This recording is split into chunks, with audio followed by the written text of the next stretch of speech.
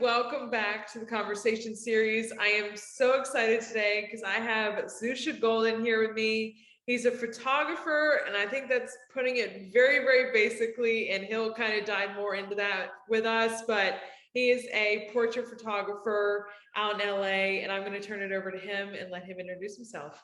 Hi guys, my name is Zusha Goldin. I am a portrait photographer. I was born and raised in Brooklyn, New York, the youngest of 10. I'm an ultra-Orthodox Jewish family, and then I recently moved out to Los Angeles, California on March 1st, 2020, right when the pandemic started. Yeah. It was a little intense, but things have been picking up, and there's been a lot of blessings recently. And so now I'm out here and I'm doing photo shoots and all the good things. Very cool. And so I want to start just from your very beginning. Tell us about your photography journey and everything. What made you start shooting professionally? What brought you into photography? It's a great question. So I've always had an affinity for photography. The second I touched my first point and shoot camera, I was probably like 6 or something. I have 5 sisters, so they loved it, and so they would buy a whole bunch of them, and I would dabble in them. And so I would take it and go outside and on the street and like take photos of flowers and of random stuff. And then over the years, like with that point and shoot, I would go around taking photos. I had this one story which I say a lot because I think it's hilarious. I mean, not for me back then, but I was at my brother's. Yes, I was at my brother's wedding in Montreal, Canada, and the day of the wedding, my sister handed me the point and shoot camera. And I went around taking photos of the bride, the groom, everybody. Yeah. And when I came the next day to take a look at my photos, I realized that I didn't insert an SD card, so I didn't capture anything. Oh. Yes, it was an intense experience. There are like a few core memories which stick out regarding photo and video, and so as far as I can remember, I've had the most memorable experiences with photography, and I've always loved it. And then when I was turning 18 and I was finishing up with high school, I was like, okay, I want to do something which I love. I have a lot of friends who are going into different industries where they don't really enjoy what they're doing. Right. And I mean, I guess I've just felt a little more entitled. I don't know. I just felt like, I want to be doing something I like, I don't want to hate my job. Yeah. And so I was like, okay, what are my skill sets? What am I good at? Yeah. I was like, okay, photography, naturally. I at the beginning, I didn't think that I can really necessarily make a career out of it because it's hard to like break out and get your name out there and whatnot. But I decided that, okay, I'm going to go into photography and I'm going to become the biggest and the best, and I'm going to be doing it on the most grand scale I can possibly get to. Very cool. And so I decided then and there that was my trajectory. Right. So I got a Sony camera from B&H in New York, where, they're like worldwide popular. Yes. And from there, I got a bit more equipment. And then I started photographing my sisters and then my friends, my sister's friends, and then I got my name out in my local community. So I started shooting small events like engagement parties and different things. And then as I was shooting more people and portraits, I was like, okay, events are fun, they pay, but I don't really enjoy capturing photos of people mid-bite eating, Right. I want to create some cool artwork. I want to create compositions. I want to create different imagery and tell stories with my photos. Not that in event photography you can't. Of course you can.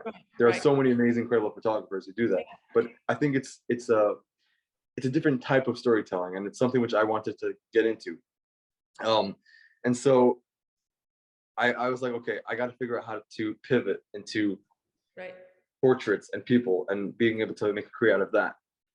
So I started doing a whole bunch of corporate headshots for different corporate companies and whatnot. And that really came a lot through LinkedIn and word of mouth.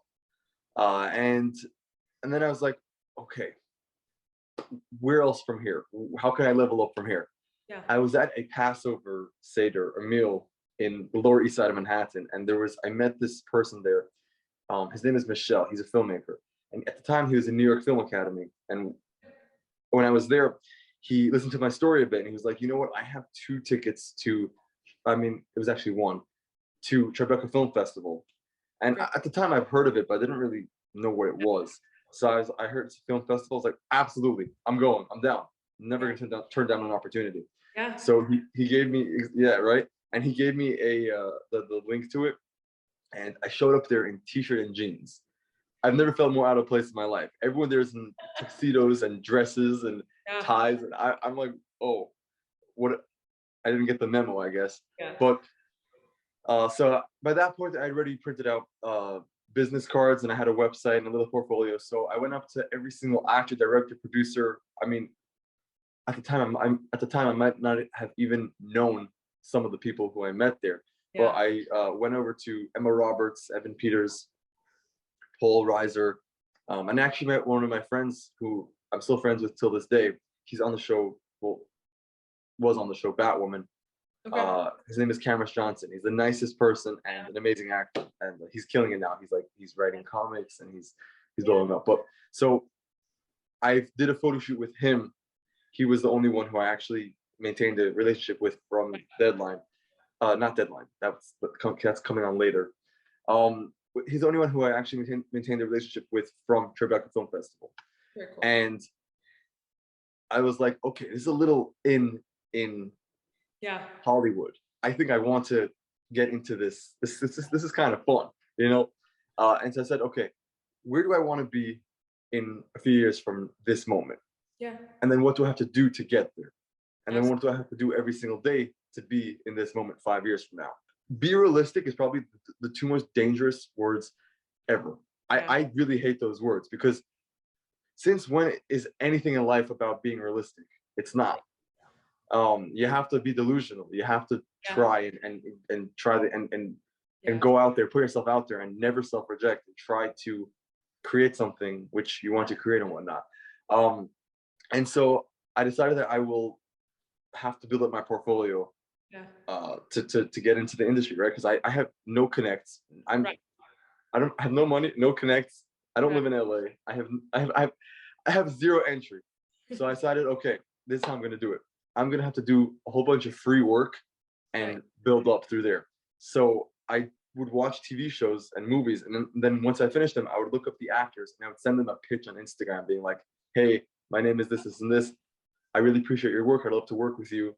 And I would say it's like, trade for print. I reached out to like hundreds of different Yeah. celebrities and B-listers and C-listers and just a whole bunch of different actors whose work I really loved.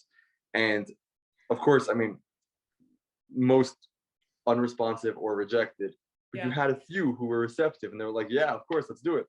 So I Yeah. flew out to LA to like for like a week to just get in a whole bunch of those shoots. And while I was out here, I asked them, I'm like, "Do you have any friends you'd recommend me to?" And I'll give them a discounted rate because I just need to pay for my airfare and stuff. um, and they said, yeah. And so a lot of word of mouth. And while I was here, let's say I would do 2 shoots a day and then Yeah. editing the rest of the day. I would try to network as much as possible when I was out here. So if there was any networking event or anything going on, I would try to be there and try Yeah. to meet people and try to collaborate. The amount of rejections and no's you get, oh my gosh. I mean, even this past week, probably 10 rejections in the past 3 days. Yeah. It hurts, but the second you remove the uh, personal element from the rejection, Yeah. that's when it becomes it becomes so much more easily digestible. It's Yeah. like they're not rejecting me, they're rejecting my craft, they're just not interested. So that's kind of my journey and my story, how I began photography. And what's so impressive is that you didn't go to school for this. You are very much a self-taught, and you've even said, YouTube videos and things like that. That is Yeah. how you've learned, and you've practiced, and you've done what you could to make sure that you are the go-to person, in a sense, that people want to work with. How would you describe your images and your style? I would say it like this. I actually had this discussion last night with somebody. Yeah. I think one of my toxic traits when it comes to my photo shoots is Yeah. that I want to make the person that I'm photographing Yeah. be the most in their element as possible. I want them to be the most comfortable and show Yeah. up on camera as themselves authentically. Yeah. And so I will allow input from them regarding the shoot or regarding different things because I want them to show up in the best possible light and be the most comfortable and also love the images, right? Yeah. So of course I have my vision and I have my, how I want things to come out, but I also very much am about the team. And Yeah. so I don't mind, if the stylist or makeup artist like, Right. I actually think this might look cooler. I'm like, okay, let's do it, of course. So Right. like I try to show up with the least amount of ego and trying to create the best possible environment on set and to get the best photos. So I would probably describe my portraits as lifestyle portraits, even though it's not really lifestyle portraits. Right. Really, I would describe it as lifestyle only because I try to make it the most real as possible, if that makes sense. But I mean, it depends really what type of shoot I'm going for. It could be some editorial, some fashion, sometimes just for like Instagram people want. But it just really depends on the type of shoot. But I would describe them as maybe like authentic lifestyle portraits. I really veer in that direction. I am a person that totally resonates with people. Like sometimes it is so daunting to get in front of a camera and do a shoot. And Yeah. so I appreciate all photographers who make you feel more comfortable and make you feel not so anxious about the whole process, even though everybody's probably like, it's just taking, no, it's like, No, it's scary. you're trying to It move shouldn't around, be. you're trying to like portray things through a photo, and it's super anxious for some reason. I think because there's big expectations Yeah. on either side, right? I'm saying, I think the best part of being the way to be the best photographer is through empathy. Yeah. Because I know how it feels to be on the other side of the camera, I can understand how the person who I'm photographing feels. I have certain steps and processes in place to create a safer and more comfortable environment on set. Yeah. So it's really all about making it a safe and comfortable environment and working with the person you're shooting, as opposed to being like, well, like I know some photographers out here, their mindset on set is like, I'm the photographer, whatever I say goes. I'm not open to any input. You come on set, we are not friends. Yeah. I'm just taking photos of you. And I'm like, I mean, they get decent photos, but first of all, the experience is not pleasant for starters. And it's photography, it's not just about the deliverables. It is, of course, about, getting great images, but it's about the experience too. And I don't know how authentic they're, how much they are capturing the authentic personality of the subject they're photographing, because there's no way if the person you're working with is not comfortable with you and being in front of the camera, there's no way you're gonna be able to capture who they are and whatnot. So it's Absolutely. yeah. What is your biggest piece of advice for photographers and others who are maybe wanting to come into just photography, but also portraits in this world of celebrities that you're in right now? Biggest piece of advice? Well, it's probably multifaceted. It goes, don't be afraid of doing free work, even though I'm a firm believer of everybody getting compensated for their time. Yeah. You do have to kind of prove yourself. Absolutely. But so don't shy away from doing free work and reaching out to people and approaching people. Do not self-reject. Do not assume someone else's position. You don't know if they're going to say yes or no. You don't know if they're having a good day or a bad day. You only know what's in your own brain, and you cannot assume someone else's position, and you cannot assume the narrative. So do not be afraid to reach out, and do not be afraid to do free work at the beginning. Then at a certain point, you must be compensated for your time, your expertise, your deliverables, your worth. So it's regarding the compensation, it's two sides of the same coin. You have to do free work at the beginning to build up. Yeah. Then once you reach a certain point, you should not be doing free work. You have to be compensated for your time, and you deserve it. Makes total sense. I want to list just a few names real quick. You've gotten to work with D'Amelios. I who love that family. Yes. incredible family. You've gotten to work with Tom Cavanaugh. You've gotten to work with so many incredible people. You just got to do this Deadline Hollywood Contenders event where your photos have been spread, I mean, far and wide from what I've been able to see with Martin Short, Josh Brolin, Courtney Cox, Yes. Lily James, Ben Stiller, and that's just some of the names of people that were there. Did you ever have like that thought in your mind, like, yeah, I'm gonna stand in front of Ben Stiller one day or Courtney Cox and take their photo? Absolutely. Nice, Yeah, nice. look, I don't know what sort of crazy blessing or my parents raising me upon, or I don't know, but in my head, anything is possible. Anything that you set your mind to can come to fruition. Like, you really have to be delusional. There's like we've talked about previously, like, Yeah, there's, be realistic and there's be delusional. yeah, Being realistic is, if I was being realistic, I would be still back living probably in my parents' house, yeah. doing not what I love and not, and now I'm very blessed, but like I'm because I'm in my head, I'm like, why not? Maybe, like, why can't that happen? Right. There's 10,000 photographers in LA. Yeah.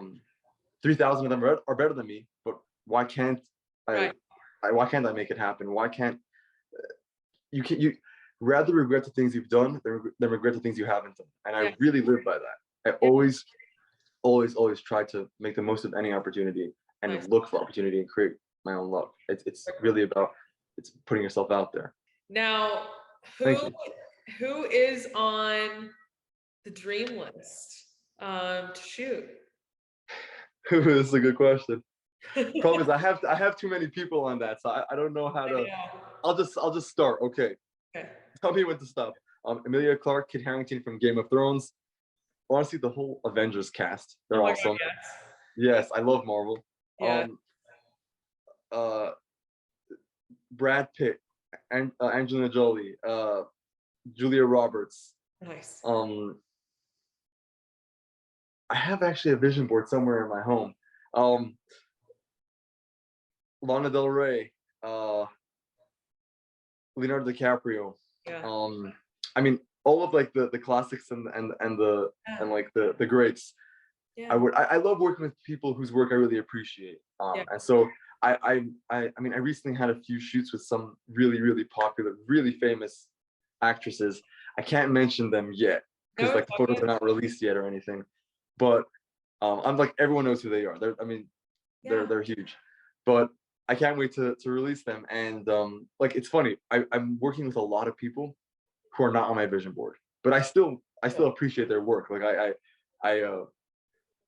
I say any more, I'll give it away, so I can't say it. But but it's I haven't shot anyone on my vision board for this year yet. But I'm working with like everybody else. And no, I'm so appreciative. I love to be working with them. But it's funny that like none of the people on my vision board have I worked with yet. But I'm like, we still have till January for 2022. We'll see what happens. Do you have a favorite person or subject you have photographed, and if so, who? It's an incredibly difficult question to answer because every single person who I've photographed, including their team, has been really down to earth and genuine and nice. I could say there's some people who I connected with maybe a little more. We had more in-depth conversations and more deep. Was like Josh Brolin. We spoke for a while about different topics about California, and I'm also friends with his daughter Eden, and so we connected over that and stuff. Every single person I photographed has been really kind and nice, and I had so much fun with them. I've only had like one bad experience with someone I photographed, and that was like 5-6 years ago. So I don't focus on the bad in the past. Everybody has. I'm not saying this from like a to be politically correct. I'm saying this because like genuinely, it's so nice. And one thing I'll say, it's interesting, very interesting side note. The bigger the talent, so many times the nicer they are. It's crazy, right? You would think Yeah. like someone could be so popular and they'll have like an ego, but it's not the case. The bigger they are, I think maybe it could be that they're more secure in their Yeah. like status. They're Yeah. just like, like why would I not be nice? You know? Hey, Yeah. I would be too, and it's always great to hear that nobody was a complete asshole or anything like that. Yeah. I would be so disappointed if there were people who I appreciate their work or I looked up to an extent and then they were like rude or mean. Yeah, That would I'd be like, just be nice, just be a nice person, yeah, yeah, but yeah. yes, exactly. 5 years down the road, where is Zusha? Where would you like to be? Let me think. What's Let on me the think. vision board? Okay, here's my vision board. I usually wear glasses, so I was trying to adjust my glasses for dramatic effect, but I guess I'm not. 5 years down the road, Yeah. Zusha, I want to have started my own magazine, Okay. and I would want it to be about two types of people as of now. Yeah. Obviously, the traditional talent, like Right. the actors, the musicians, and then I'd also want to travel the world photographing Very cool. entrepreneurs and business people who came from nothing, kind of like myself, and built up to get where they are, and like talking about their story and Right. uh, photographing them like in my own light, like with my vision. Because a Yeah. lot of times, a lot of magazines, they have the people who run the magazine. There's outsourced photographers. Like I think it would be really cool to have my own magazine where it's like I'm conducting the interview, I'm doing the photography. I just think it's really cool. Yeah. So I would love to do that. I want to have photographed at least one cover of Vogue or GQ or all Yeah. of these. It's been my goal. That's been my goal for years. I haven't yet got to that, but Awesome. we're working on it. Yeah. And yeah, I want to just travel the world with my magazine, shooting, photographing everybody. And I think there was more, but my memory eludes me. But along those lines, I have these two mental health projects I want to shoot. It's like an art series, just like about different mental health topics. And then it's been my dream for years. I want to uh, set it up, like print out prints and set it up in a space, either in New York or like in Lower Manhattan or out here in LA, Yeah. and just invite family and friends. It's an excuse to get together, to dress up and just hang out, really. But like have my photography, like that's the like an Yeah. exhibition. Um, and so yeah, it's kind of where I see myself going right now. But honestly, I'm not one to self-project, and there are a lot of blessings coming in my way right now. Yeah. And I have a commercial uh, acting talent agent now. When I don't even want to act, Well, you never know what life or this industry will yeah. throw at you. So who knows? Maybe I might go and be the next biggest uh, commercial actor. I Yeah. strongly doubt it. But just it's about Yeah.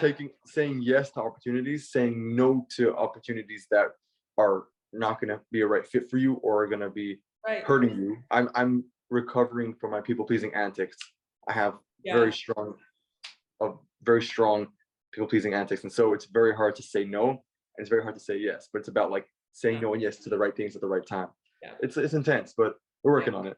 I suffer from that too, so I'm glad I'm not the only one who's in recovery and is trying not to do that as well anymore. So Yes. it's great to hear. My last question for you, Zusha, is just what inspires you? What inspires me in life or in photography or both? Both, whatever you feel. So I'll start with photography, and I think there's probably two elements. The first is there are a few photographers who really inspire me. There's like Sid Avery from a while back. Um, any photograph of Marilyn Monroe, I just think it's so iconic. It's so cool. There's a few photographers like Anthony Avellano. He's a friend of mine. I think I butchered your name, Anthony. I'm sorry. One of my earliest photography mentors, Nechama Leitner, back from when I was in New York. Luke Fontana, who's a friend of mine. Impeccable work he has. There's a lot of really, really phenomenal photographers. And then from of course, Annie Leibovitz. I think she's one of the greats, and a lot of her work is really cool. And then still on photography, I like being able to tell stories and create cool pieces of work. Yeah. But the word was a yeah, artwork. Yeah. I really enjoy it. It's so much fun when everything comes together Yeah. and you snap the shot and you're like, you look back and you're like, this is so good. This is so cool. It's so much fun. I love it. And then in life, my family inspires me definitely. I have the most amazing supporting family and friends. It's I could Yeah. never do any of what I do without them. But what inspires me is like just maybe reading books and maybe practicing a little bit of stoicism slash optimistic nihilism, because I'm just like, look, we're here in this earth for a certain amount of time, right? I think it's our job and our duty to make the world a better place, to, if we have potential, maximize it and live Yeah. up to our full potential and have experiences. And Absolutely. so that's kind of what inspires me and how I look at life. It's like things are not inherently good or bad. It's just your perspective and how you navigate it. Yes, So absolutely. Absolutely.